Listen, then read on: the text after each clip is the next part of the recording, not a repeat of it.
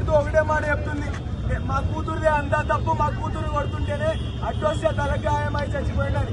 కానీ బాడీ మీద 40 దెబ్బల పైన ఉన్నాయి. చనిపోయింది ఒక ఆడపిల్ల కొడితే చనిపోలేదు, ఒక ఆడ కొడితే చనిపోలేదు. ఎంతో మంది 4-5 కలిసి కొడితేనే చనిపోయారు. నేను ఒక్కదాన్నే చంపినా అని చెప్పి వచ్చి పోలీస్ స్టేషన్ లోకి వచ్చి లొంగిపోయింది. అంటే దాని అర్థం ఏంటి? ఇప్పుడు పోలీస్ స్టేషనే ఆమెకు రక్షణ, పోలీసులే వాళ్ళకి రక్షణ ఇస్తున్నారా? పోలీసులే వాళ్ళకి రక్షణ ఇస్తున్నారు కదా. నేనే చంపినా అని చెప్పి అంత ధైర్యంగా ఎట్లా చెప్తుంది అసలు ఆమె? చంపిన ఆమెకి ఇప్పుడు మన దేశంలో ఇంత రక్షణ ఎట్లా వస్తుంది అసలు? ఆమె చంపితే ఒక మనిషి అసలు నేనే చంపినా అని చెప్పి ఆమె అంత ధైర్యంగా ఎట్లా చెప్పుకోగలుగుతుంది? తలకే మీద కొట్టినా చనిపోయిండు. ఎంత ఈజీగా మాట్లాడుతుందో మనం అందరం చూసాం ఇవాళ.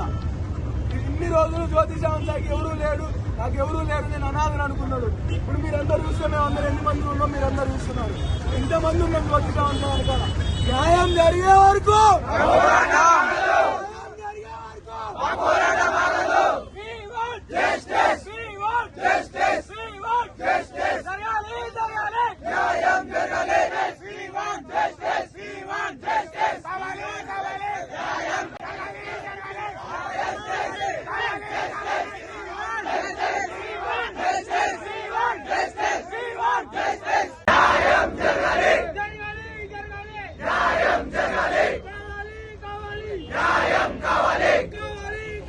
అందరం చూసినట్టయితే ఇవాళ పొద్దున వాళ్ళ అమ్మది ప్రెస్ లో ఒక వీడియో వచ్చింది, ప్రెస్ ఛానల్లో.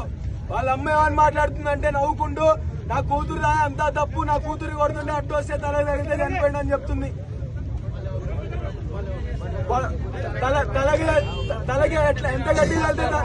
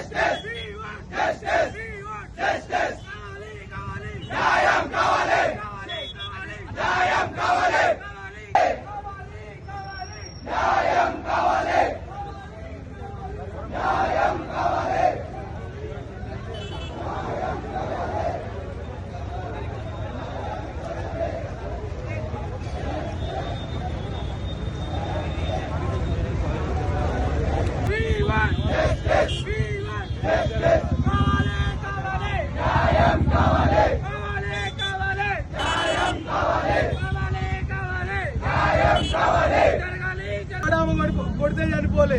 ఒక 4-5 కలిసి ఆ 4-5 ఎవరైతే ఉన్నారో వాళ్ళ 4-5 పేర్లు బయటకు వచ్చి వాళ్ళకి శిక్ష పడేదాకా మా పోరాటం ఆగదు.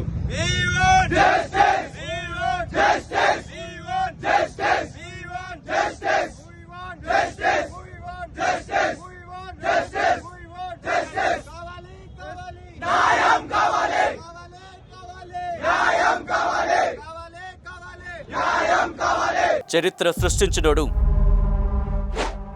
ఇప్పుడు ఆ చరిత్రని తిరగరాయబోతున్నాడు. అబద్ధాల గోడల్ని బద్దల కొట్టి నిజాలను రాగా మీ ముందుంచబోతున్నాడు. నిజమైన వార్తల కోసం వెంటనే డౌన్లోడ్ చేసుకోండి రా యాప్ని.